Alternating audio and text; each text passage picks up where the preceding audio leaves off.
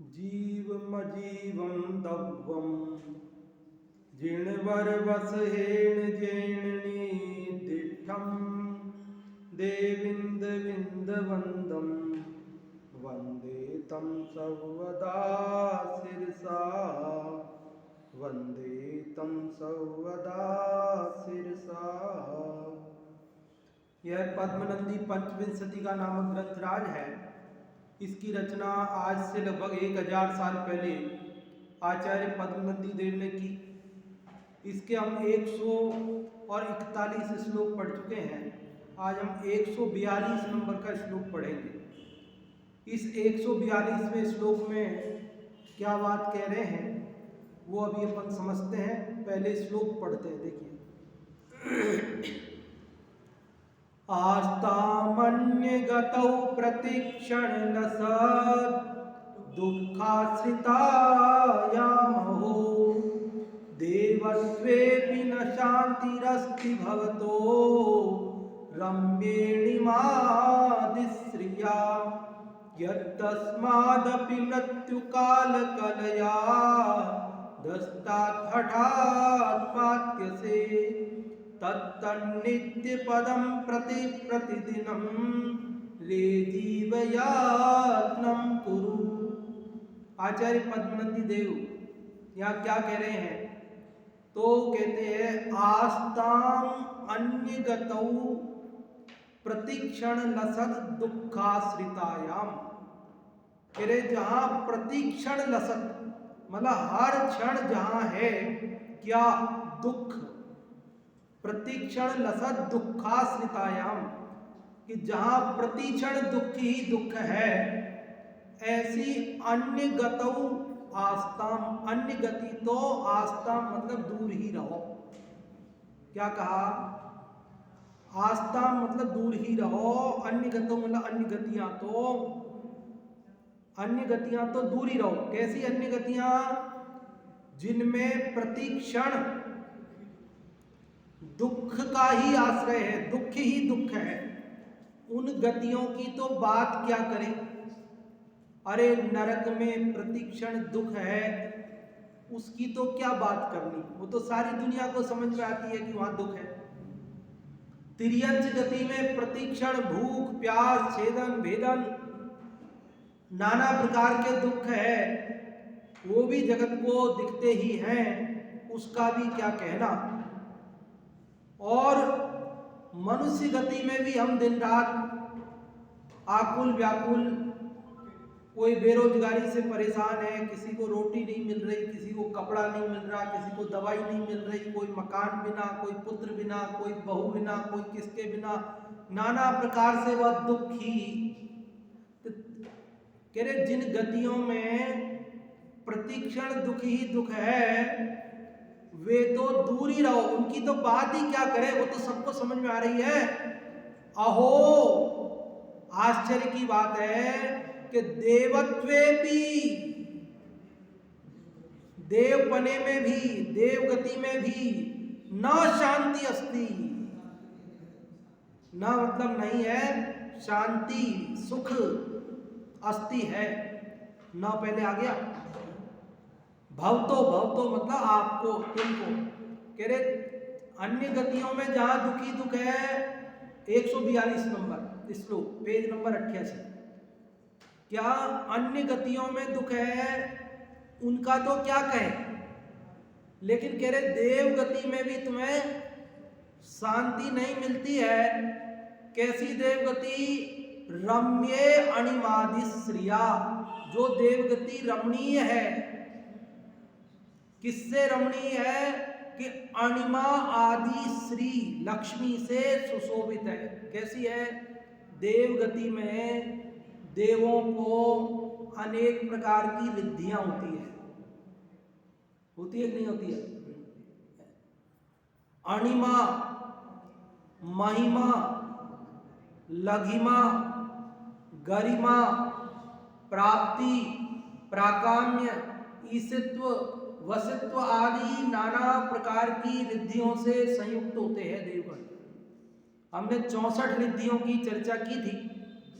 64 रिद्धियां पढ़ी थी अपन ने, पूजा पीठिका जब पढ़ी थी तब, तो आपको याद आ रही होगी, वहाँ जो विक्रिया रिद्धि के भेद थे उनमें ये अणिमा महिमा आदि रिद्धियां आई थी। देवों को ये रिद्धियां हैं, इतना सब वैभव है, फिर भी कह रहे शांति नहीं है। वैभव है, वैभव है, लेकिन शांति नहीं है। अब बोले जब देव है, क्या कह रहे हैं, क्या है, मानसिक तनाव ज्यादा है। कह रहे नरक में हम कहें शांति नहीं है, तो वो तो क्या कहना, वो तो सबको समझ में आ रही है। तिर्यंचों को शांति नहीं है, मनुष्यों को शांति नहीं है, अरे देवों को भी शांति नहीं है। ये बात इसलिए कहनी पड़ी कि जगत को तो ऐसा लगता है कि देव गति में तो सुख है। देव लोग तो ऐसी कल्पना करते हैं कि एक बार देव गति में चले जाएं, है? अरे एक बार देव गति में क्या, अनंत बार देव गति में गए हैं, लेकिन शांति नहीं मिली, वहां भी नहीं मिली और वहां रहने भी नहीं दिया गया। आखिरकार वहां से भी धक्का देकर हमको गिरा दिया गया, ऊपर से स्वर्ग के विमानों से धक्का देकर नीचे गिरा दिया गया। चलो नीचे जाओ, चलो। हमने कहा भाई यहां से क्यों हमको धक्का देते हो, तो बोले नहीं, अब तुम एक्सपायर हो गए, जाओ तुम नीचे जाओ, अब तुम्हारी आयु पूरी हो गई, अब तुम्हारा जो यहाँ का समय था वो पूरा हो गया, अब तुम जाओ। बस धक्का देकर गिरा दिया गया। पहले तो ऐसा होता था ना कि किसी के यहाँ शादी ब्याह में कार्यक्रम में गए, अब उसने भले एक दिन के लिए बुलाया, अपन भले 4 दिन रुक गए, तो रुक गए क्या है, क्योंकि वो घर में रोकता था, तो घर में से कैसे भगाएगा, कैसे बोलेगा आप जाओ। लेकिन अब तो घर में कोई ठहराता ही नहीं है, वो सीधा एड्रेस देता है, वहां आ जाना, आप उस रिसोर्ट में आ जाना, वहां पे है, वो कार्ड में ही वो निज निवास ही बदल देता है, मेरा निवास ही वो रहेगा, वहीं आना है, अस्थायी निवास। अब वहां से वो तो खाली होगा, अब आपको कहने की जरूरत नहीं पड़ेगी उसको कि तो खाली करो, वो तो वो नौकर वहां के आएंगे, वो कहेंगे खाली करो, तो अब दूसरी पार्टी आ गई, आप निकलो, दूसरी पार्टी के लिए बुक है अगले दिन। तो जब इतना बढ़िया रिसोर्ट आपने बुक किया हमारे लिए, इतना बढ़िया कमरा दिया, एसी दिया, सब सारी व्यवस्था है, हम यहाँ एक दिन और रहना चाहते हैं, आपने प्रेम से बुलाया, हम इतनी दूर से चल के आए, हम एक दिन और रहना चाहते हैं, रहने देगा कोई हमको?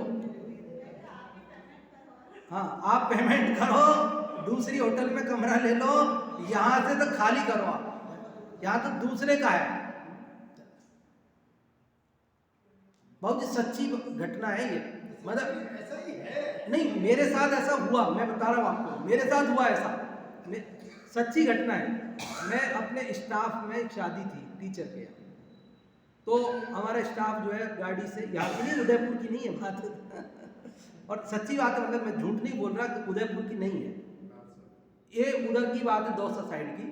तो वहाँ से हम गए थे शादी में, उधर वो महुआ है ना, उधर भरतपुर साइड, वहाँ। तो वहाँ गए शाम को, महुआ पारसनाथ नहीं, वो महुआ अलग है, वहाँ गए। तो अब वो रात की शादी थी उनके, तो अपने कुछ काम तो था नहीं, पर अपने को व्यवहार बस जाना था। तो जीप चलती थी, उसको करके गए थे, 5-7 जने थे। अब वहाँ जिनको भोजन करना था किया आपने, वो नहीं करना तो भी, अब सब तो 11 बजे तो 10 बजे तो फ्री हो गए ना, अब 12 बजे फ्री हो गए। लेकिन वो इलाका ऐसा है कि ज़्यादा देर रात वहाँ से रात में सफ़र करना ठीक नहीं। तो हमने सोचा कि अब रात में कहाँ जाएंगे, सुबह जाएंगे। तो 12 बजे तो वो सब, उसने टेंट वाले ने टेंट खोलना चालू कर दिया, सर्दियों के दिन। अब कोई व्यवस्था नहीं वहाँ, कोई व्यवस्था नहीं। अब रात को 12 बजे 1 बजे उसने टेंट भी खोल दिया। अब खुली हवा में या तो आप बैठो कहीं रात गुजारो, और नहीं तो अपनी जीप में बैठ के ही गुजारो, कुछ भी करो, इससे उसको मतलब नहीं है जिसने बुलाया, उसको तो बस इतना ही मतलब है कि आप आ गए। पूछा भी नहीं होगा उसको फुर्सत कहाँ वो धनी तो बिजी रहता है। और एक जगह ऐसी स्थिति बनी कि अब गए अपन, तो दिन का ही था, जैन की थी ना शादी, दिन का था, तो वहाँ सुबह का भोजन था। अब अपन यहाँ उदयपुर लोकल में है तो सुबह का भोजन करके आ गए, घर पे खा लेंगे खाना, लेकिन बाहर गए मान लो, अब वहाँ तो सुबह का भोजन, अब अपने को तो ट्रेन मिलेगी रात को, शाम को मिलेगी, अब अपन शाम को चलेंगे तब यहाँ आएंगे, भले उसके यहाँ सुबह का भोजन था पर अपने को तो शाम का भी करना है ना।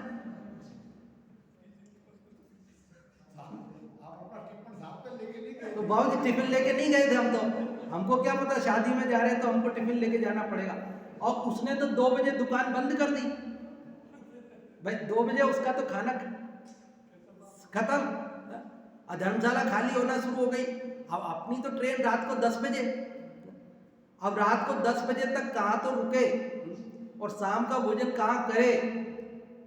ठीक है, आपकी व्यवस्था आप करो, अपने हिसाब से करो।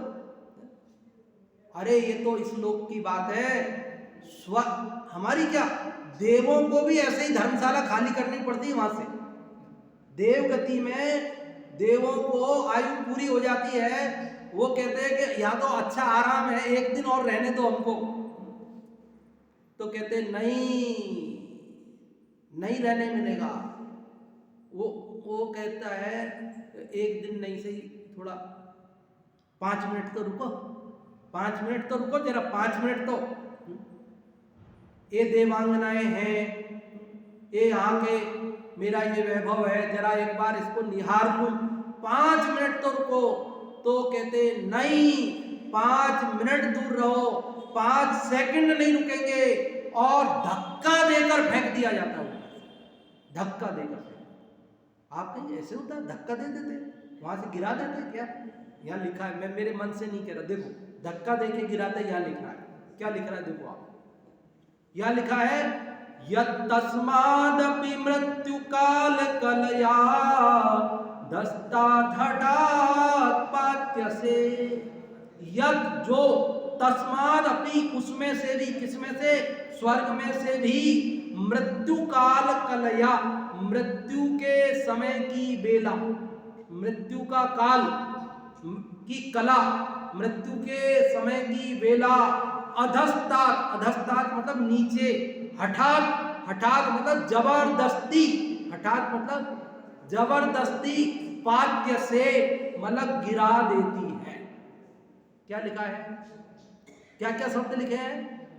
अधस्तात मतलब नीचे, हठात मतलब हठपूर्वक, जबरदस्ती, बलपूर्वक, वो होती है ना सिक्योरिटी, प्राइवेट सिक्योरिटी, वो धक्का दे करके आपको बाहर निकाल देते हैं, ऐसे वहां से हठात जबरदस्ती, पाद्य से मतलब पतित हो जाता है, गिर जाता है, पाद्य से गिरा दिया जाता है, वहां से धक्का दे के गिरा देते हैं। बोलो, है ना स्वर्गों में सुख, है ना देवगति में आनंद, चले एक बार देखने के लिए। अरे भैया, ये संसार दुख रूप है, चारों गतियों में दुख ही दुख है, चारों गति के माही, हे प्रभु मैं पायो दुख घणो, चारों गतियों में मैंने दुख ही दुख पाया है, कहीं पर भी शांति नहीं मिली। तो फिर जहां शांति है उसके लिए ही प्रयास करो भाई, देवगति के लिए प्रयास करते हैं। ये कह रहे हैं, देखो क्या कह रहे हैं, 2 लाइन समझ, 3 लाइन हो गई, 3 लाइन समझ में आ गई आपको।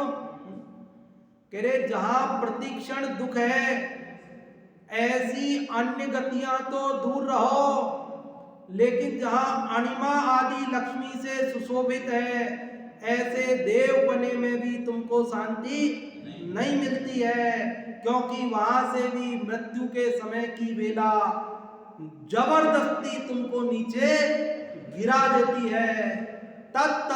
तत्तन नित्य पदम प्रति प्रतिदिनम रे जीव यत्नम कुरु।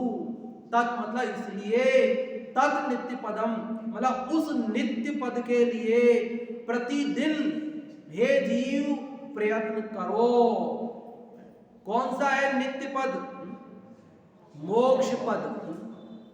चार गति में तो शांति नहीं है, लेकिन मुक्ति में शांति है।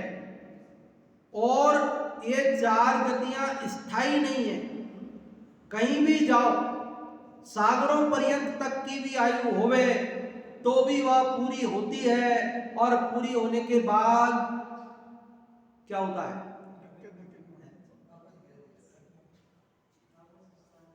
निकाल दिया जाता है वहां से। और इसलिए क्या करो, कह रहे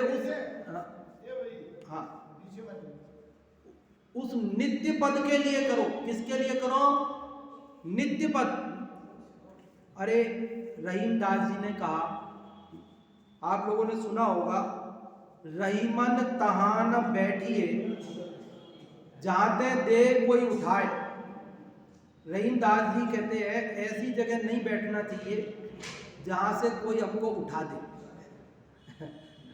बोलो आपको अच्छा लगेगा? आप ऐसी जगह बैठ गए और फिर कोई आए उठाए, ट्रेन में जाके बैठ गए, ओके साहब ये तो हमारा रिजर्वेशन है, आप उठो साहब, आपको कैसा लगेगा? भैया हमारा रिजर्वेशन नहीं है, हम तो जनरल में बैठ जाएंगे, पर ऐसे नहीं कि नहीं खाली पड़ी जब तक बैठ जाओ। अरे जब तक बैठ जाए कोई रात को आके नींद में उठाएगा, फिर क्या फायदा उससे? हम पहले से ही अपनी व्यवस्था देख करके, हमारा वेटिंग में टिकट है, हम जमीन में ही चादर बिछा के लेट जाएंगे। पर आधी रात को आके कोई उठाए, कोई गुस्से में कुछ कह दे, कोई अपमान के वचन कह दे, हमसे तो सहन नहीं होता। कुछ भी कह देगा ना, और कोई कह दे तो कह दे, कोई ऐसा भी गुस्से लाए सीधा आते ही घुसा मार दे, क्या कर लो आप? ऐसे भी होता है। हाँ क्यों नहीं होता है कि मेरी सीट पे तुम बैठे कैसे, तुम्हारी हिम्मत कैसे हुई, मेरी रिजर्व है। ऐसे गुस्से लोगों की कमी नहीं है, आवे और सीधा मार देवे, बस बात ही नहीं करे, बोले ही नहीं आपसे, फिर आप पूछते रहो क्यों मारा क्यों मारा, तो वो आपका सामान नीचे गिरा देगा, आपको गिरा देगा, फिर बोलेगा ही नहीं, जवाब ही नहीं देगा। क्यों? तो समझदार लोग तो ऐसे ही पसंद ही नहीं करते हैं। तो बोलो देवगति में जाए और वहां से हमको उठा दिया जाए कि चलो चलो चलो खाली करो, तो कह रहे ऐसी जगह क्यों बैठते? जब लोक में ऐसी जगह बैठना पसंद नहीं करते, तो ये चार गति में से ऐसी गति में जाकर क्यों जाना पसंद करते हो कि जहां से वापस आना पड़ता है? वहां जाओ ना, वहां जाओ ना कि जहां से आना नहीं पड़े। जाओ जाओ ऐसे जाओ कि फिर आना ना पड़े। ऐसी जगह जाओ ना। कहां जाओ? है फिर से आना नहीं पड़े। वो कैसे मिले? जहां जाना मुक्ति।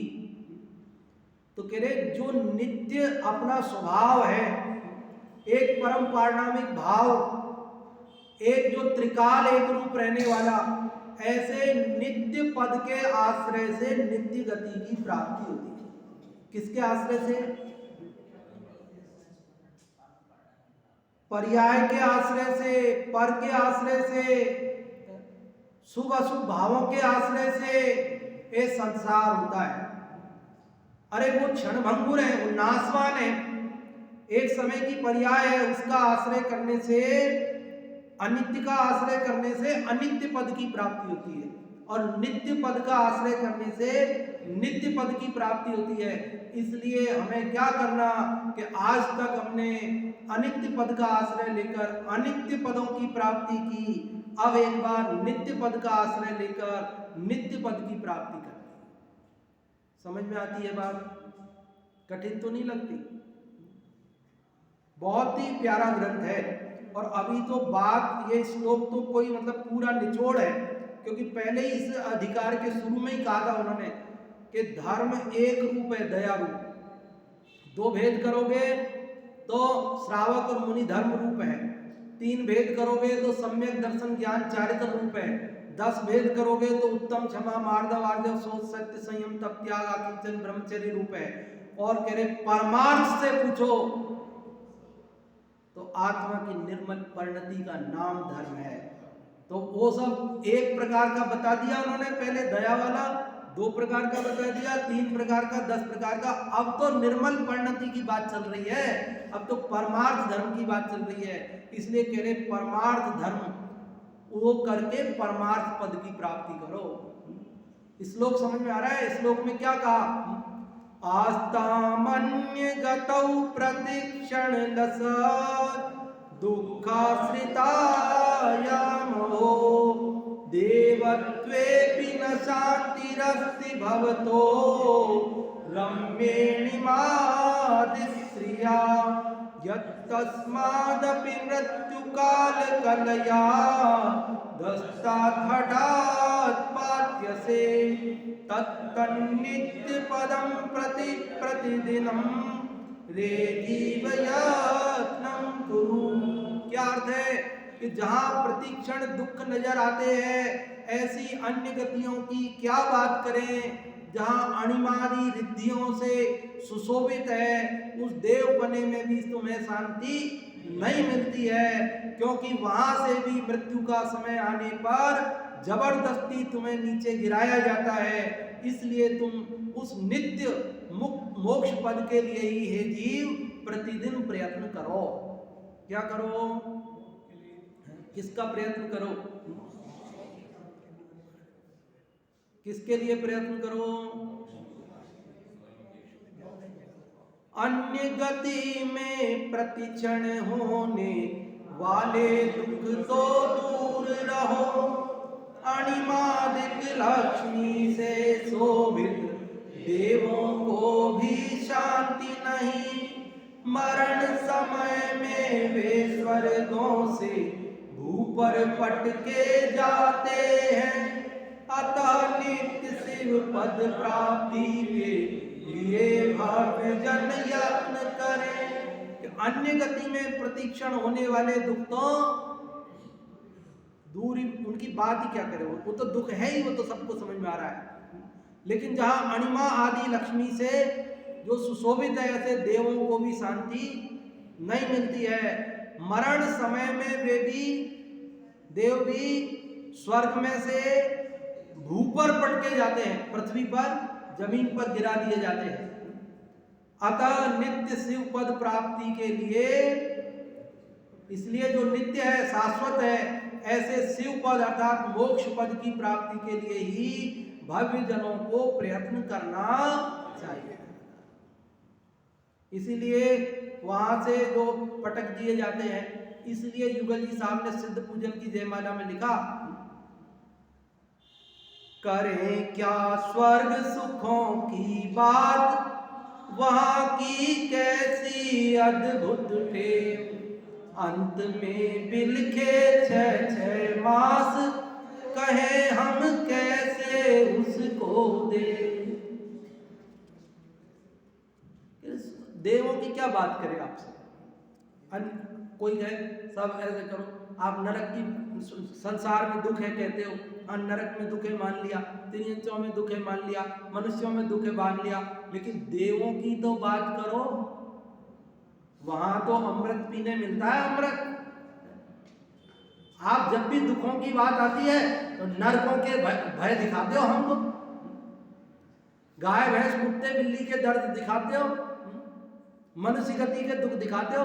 अरे देवों की तो बात करो, संसार में वहां तो आनंद है साहब, नंदन वन में घूमने मिलता है, वहां तो आनंद है। तो कवि लिखते हैं, क्या लिखते हैं? करें क्या स्वर्ग सुखों की। अरे तेरे मन में यही है ना कि स्वर्ग की बात करो, तू यही कहना चाहता है ना कि स्वर्ग में तो सुख है, ले आजा चल वहां की भी बात कर लेते हैं। करें क्या स्वर्ग सुखों की बात, वहां की अद्भुत, कैसी अद्भुत टेव है। टेव मतलब आदत, परंपरा, रीति रिवाज।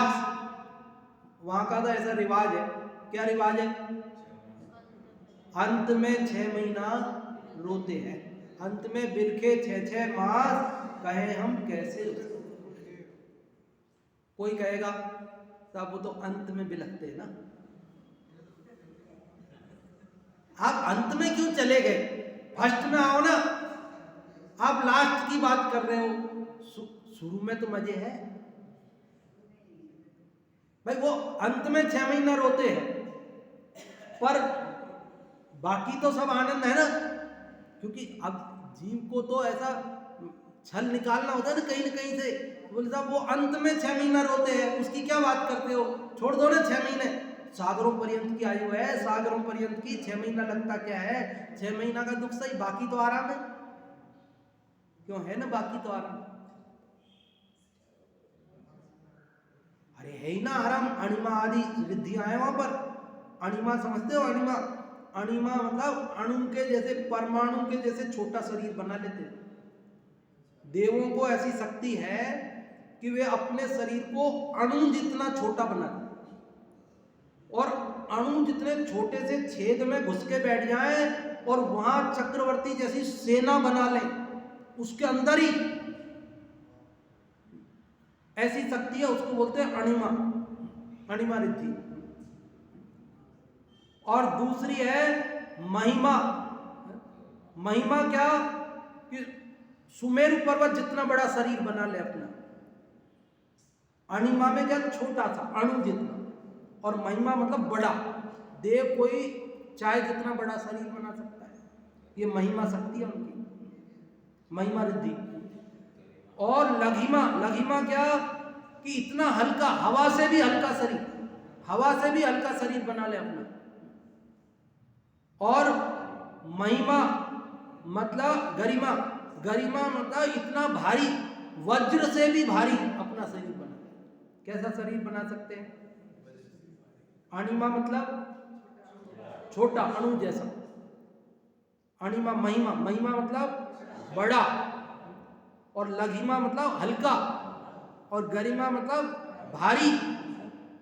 प्राप्ति, प्राप्ति क्या कि यहां बैठे, यहां खड़े हैं, और यहीं से बैठे बैठे चांद तारों को छू ले, यहीं से बैठे बैठे सुमेरु पर्वत को छू ले, यहीं से बैठे बैठे मानसोत्तर पर्वत को छू ले। ऐसी शक्ति है, उसका नाम है प्राप्ति। प्राप्ति मतलब यहीं से बैठे बैठे जो चाहे प्राप्त कर ले। प्राकाम्य, प्राकाम्य क्या है कि वो जमीन के अंदर भी, जैसे पानी में नीचे चले जाते ना, ऐसे नीचे जा सकते हैं।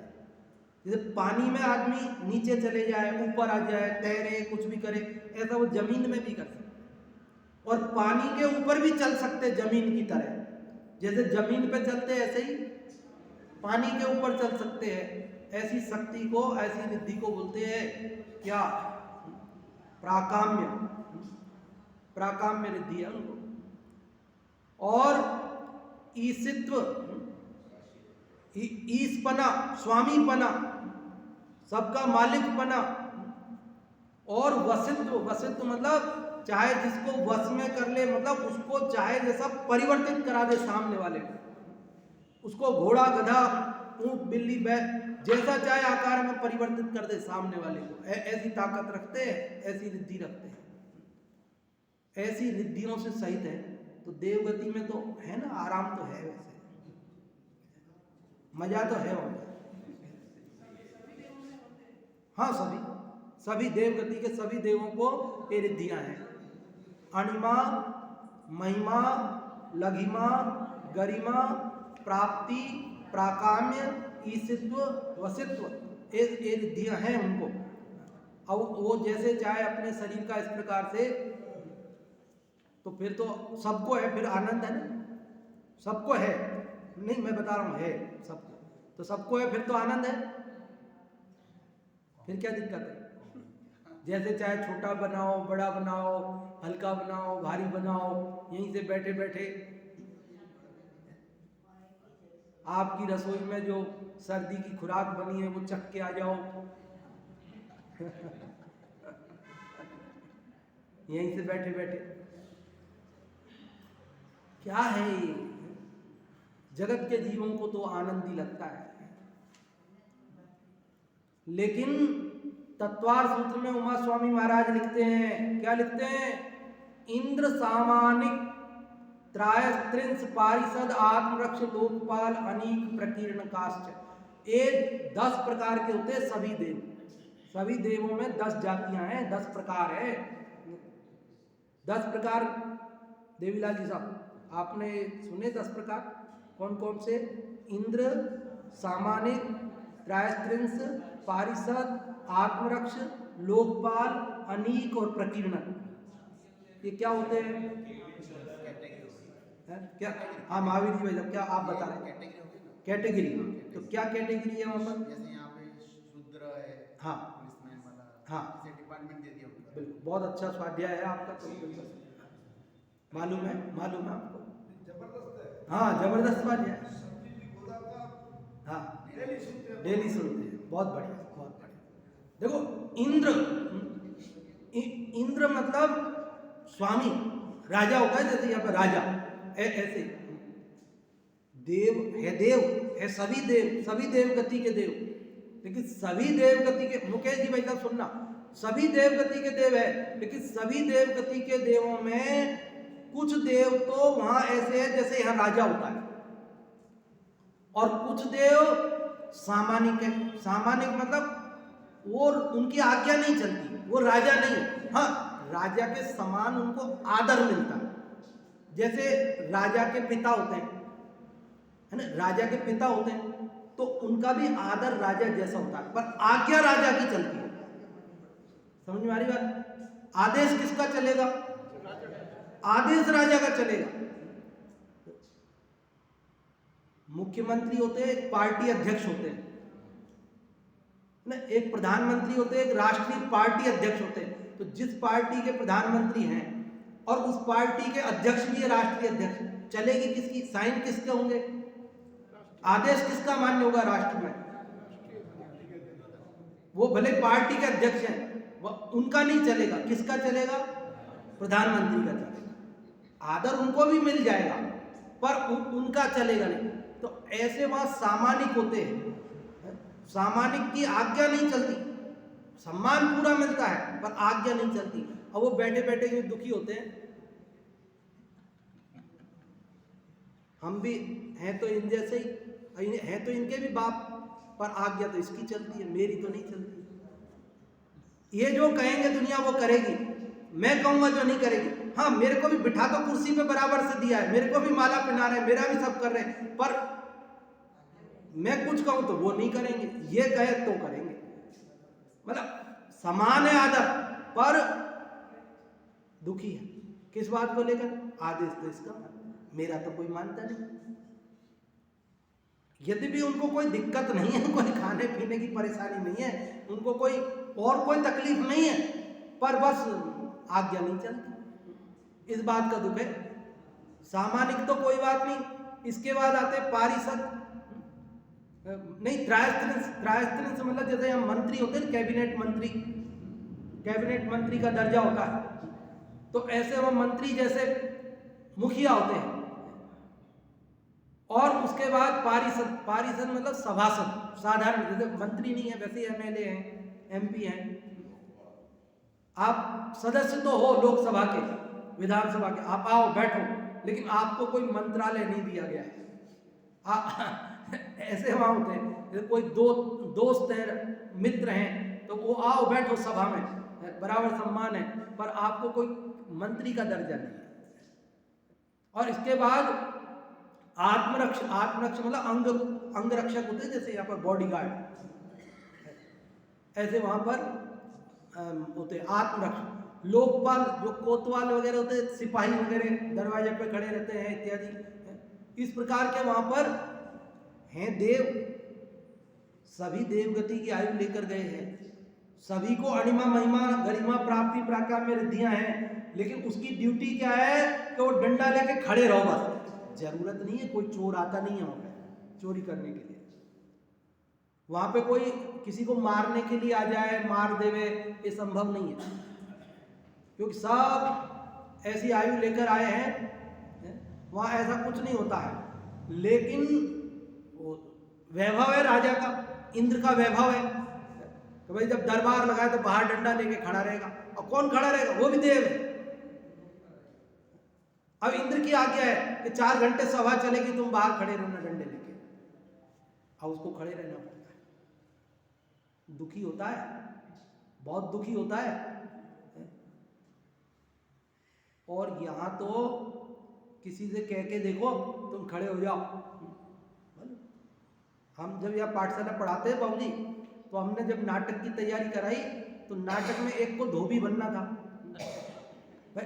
धोबी वाला नाटक था ना, वो समय सार वाला, धोबी के चद्दर वाला।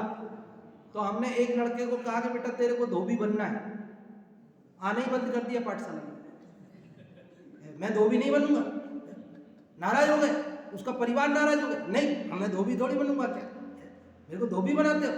अरे भाई नाटक में बनना है, 2 मिनट के लिए बनना है, कौन सा परमानेंट बना रहे तुमको? नहीं मैं तो वो बनूंगा ज्ञानी, मैं वो नहीं बनूंगा, धोबी नहीं बनूंगा मैं।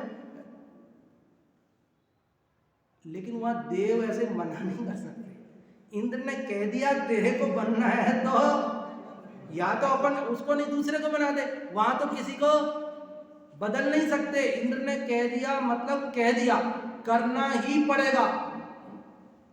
तेरे को तो तेरे को ही, दूसरे को नहीं। अनीक मतलब सेना, सेना होती है प्रकीर्णक, नगरवासी के समान, जैसे यहाँ नगर में रहते साधारण जनता। और आभियोग्य जो वाहन होते हैं, जैसे ये जो ऐरावत हाथी बन के आता है, ये कौन होता है? वहां को तिर्यंच नहीं होता है, वो देव होता है, आभियोग्य जाति का देव होता है। वो भी पुण्य बांध के स्वर्ग में गया है, जैसे इंद्र गया वैसे वो भी गया है। उसके भी अणिमा महिमा आदि रिद्धियां हैं जैसे इंद्र के है, लेकिन इंद्र की आज्ञा से उसको वो बनना पड़ता है। हाँ, तो उनको देव खींचते हैं। वो सूर्य और चंद्रमा जो के विमान है, उनको चारों तरफ से वो हाथी सिंह आदि बन करके वो आभियोगी जाति के देव खींचते हैं। 4-4 हजार 16,000 देव एक साथ खींचते हैं। 4-4 दिशा में 4-4 हजार देवगण इस प्रकार लगते हैं। तो वो क्या है? वो देव है, वो स्वर्ग के। और किलविषक, जैसे यहाँ चांडाल आदि होते हैं, ऐसे वहाँ किलविषक नाम के जाति के देव होते हैं। उनको वहाँ झाड़ू लगाना करना सारे काम करने पड़ते हैं। गंदगी नहीं होती स्वर्गों में, गंदगी नहीं होती, पर झाड़ू लगानी पड़ती है। जैसे आपके हमारे घरों में गंदगी थोड़ी होती है, पर पोंछा तो लगता ही है। भले गंदगी हो नहीं हो, पर पोंछा तो लगेगा। अभी तो गंदा नहीं है, कल लगा दे, नहीं कल कैसे लगाए, रोज लगेगा पोंछा तो, भले गंदा हो या न हो। ऐसे ही देवगति के देवों में जो किलविषक जाति के देव हैं, उनको सफाई करनी पड़ती है। भले वह सफाई की जरूरत नहीं, गंदगी होती नहीं, और करना पड़ती है सफाई। अब सोचो वो देव है, उसका कितना मान मर्दन होता होगा, उसको कितना लगता होगा यार मैं भी देव हूँ, इस जैसा ही हूँ, और मैं भी देवगति में पुण्य बांध के आया हूँ। ऐसे कोई नहीं जाता वहां पे। किलविषक नाम का देव भी पाप के उदय से नहीं बनता है, पुण्य के उदय से बनता है। पाप के उदय से नहीं बनता, वो पुण्य के उदय से बनता है। पुण्य बांध कर जाता है, तो पुण्य के उदय में उसको झाड़ू लगाना पड़ता है, पोंछा भी लगाना पड़ता है। अब बोलो, अब वहां जाके पछताता है, अरे कहां आ गया, गलत फंस गया मैं तो। लेकिन मालूम नौकरी छोड़ने की व्यवस्था नहीं है, VRS नहीं मिलता वहां पर, इस्तीफा देने की कोई व्यवस्था नहीं है। वहां तो मरेज छुटको, मरने पे ही छुट्टी होगी, मरने तक आजीवन वो काम, रिटायरमेंट की व्यवस्था नहीं है कि आप 60 साल पे 65 साल पे रिटायर कर देंगे, नहीं, वो भी नहीं। जब तक तुम्हारी आयु पूरी नहीं हो, अंतिम दिन तक। कब तक? अरे अंतिम दिन नहीं, अंतिम क्षण तक। आप सोचो, वो नीलांजना जो यहाँ नाचने आई थी ऋषभ देव के दरबार में, क्या सौधर्मिंद्र को पता नहीं थी कि इसकी आयु इतनी है? तो बेचारी को समाधि मरण के लिए टाइम तो दे देते कि अब तेरी आयु थोड़ी सी है, तू धर्म ध्यान कर, चल। नहीं, चलो ड्यूटी पे नाचना है वहां पर कि जी स्वामी मेरी कितनी सी आयु है, वहां तो नृत्य पूरा भी नहीं होगा, मेरी आयु पूरी हो जाएगी। बोले कोई बात नहीं, आयु पूरी हो जाए तो मर जाना, वहीं मर जाना। कि नहीं फिर वो खेल खराब हो जाएगा, उनका मजा किरकिरा हो जाएगा, बीच में मैं मर जाऊंगी। नहीं, वो तो चिंता मत करो, दूसरी उतार देंगे, दूसरी उतार देंगे, तुम चिंता मत करो। तुमको तो अंत तक क्या करना है? नाचना है। बताओ क्या दुर्दशा है, क्या दुर्दशा है। इसलिए यहाँ कह रहे हैं भैया देव गति की भी लालसा मत करो, और क्या किसके लिए प्रयत्न करो? उस नित्य पद की, मोक्ष पद की प्राप्ति का प्रयत्न करो। अर्थ पढ़कर, जहां प्रतिक्षण दुख ही दुख है, ऐसी नरक तिर्यंच गति तो तिर्यंच आदि गति तो दूर ही रहो, परंतु जहां पर सदा अणिमा महिमा आदि लक्ष्मी निवास करती है, ऐसी देव गति में भी तेरे लिए अंश मात्र भी सुख नहीं है, क्योंकि मरण की बेला वहां से भी तुझे जबरदस्ती नीचे गिरा देती है। अर्थात मृत्यु के समय स्वर्ग से भी नीचे गिरना पड़ता है। इसलिए आचार्य कहते हैं कि हे जीव, तुझे अविनाशी मोक्ष पद के लिए ही सदा प्रयत्न करना चाहिए। मोक्ष के सिवाय कोई भी स्थान ऐसा नहीं जहां पर लेस मात्र भी सुख मिले। इसलिए भव्य जीवों को जहां पर किसी प्रकार का क्लेश नहीं, ऐसे मोक्ष पद के लिए ही प्रयत्न करना चाहिए। जगत को तो देव गति में चले जाए, बस ऐसी ही एक भावना रहती है, लेकिन वो भी भावना रखने जैसी नहीं है। कभी अकाम निर्जरा करे, भग्न त्रिक में सुरतन धरे, विषय चाह दावानंद दयो, मरत विलाप करत दुख। बहुत दुख है, बहुत दुख है। ये तो भवन त्रिक की बात हुई, विमान वासियों के तो मजे हैं। जो विमान वासी हूँ थाय, सम्यक दर्शन बिन दुख पाए। वो बिना सम्यक दर्शन ही तो नहीं है, बाकी तो सब है। ते ते चय थावर तन धरे, वहां से चय कर गिरकर स्थावर एकेंद्री पेड़ पौधा बन जाता है। देव गति का देव मरकर पेड़ पौधा बन जाता है। इसलिए देव गति की भी कामना करना ठीक नहीं है। उस मोक्ष पद की ही प्राप्ति का निरंतर प्रयत्न करना चाहिए। और वह मोक्ष पद कैसे होगा? तो वह अपने त्रिकाली ध्रुव भगवान आत्मा के आश्रय से ही होगा।